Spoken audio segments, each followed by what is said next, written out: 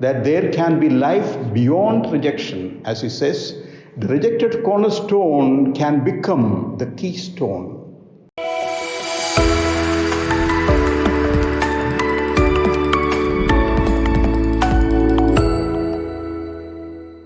Dear friends, the story in the gospel today is a veiled reference to what had happened to the prophets before Jesus and what would soon happen to Jesus. He would be rejected and put to death. However, God would raise him up from the dead and he would become the keystone of a new spiritual building, the church.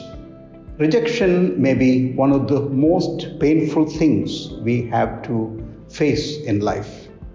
We all have experienced the pain and embarrassment and humiliation of being cast aside, turned down, or overlooked. The experience of rejection is a common enough human experience.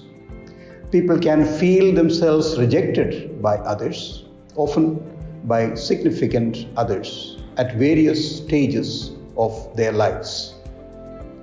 The pain of rejection alerts us to a truth that is hardwired into us.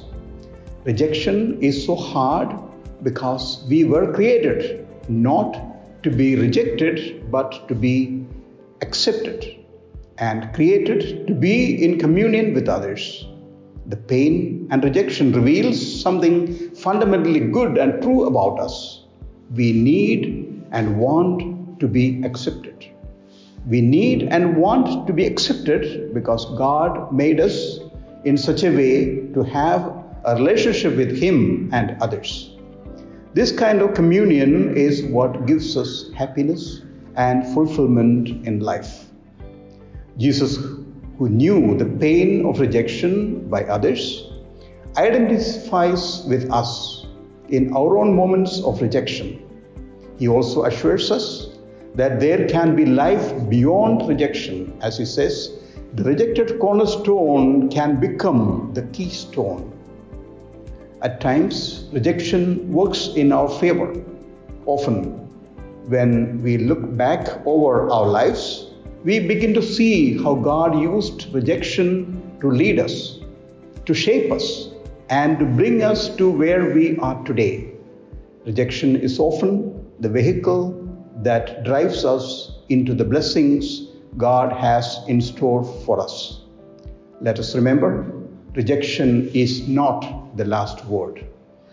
Jesus declares in today's gospel that his rejection by the religious and political leaders of the day did not in any way defeat God's purpose.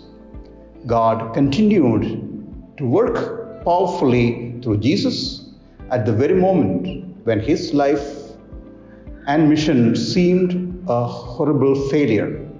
We are being reminded that God's good purpose continues to work itself out even in and through those negative experiences in our lives. May God bless you all.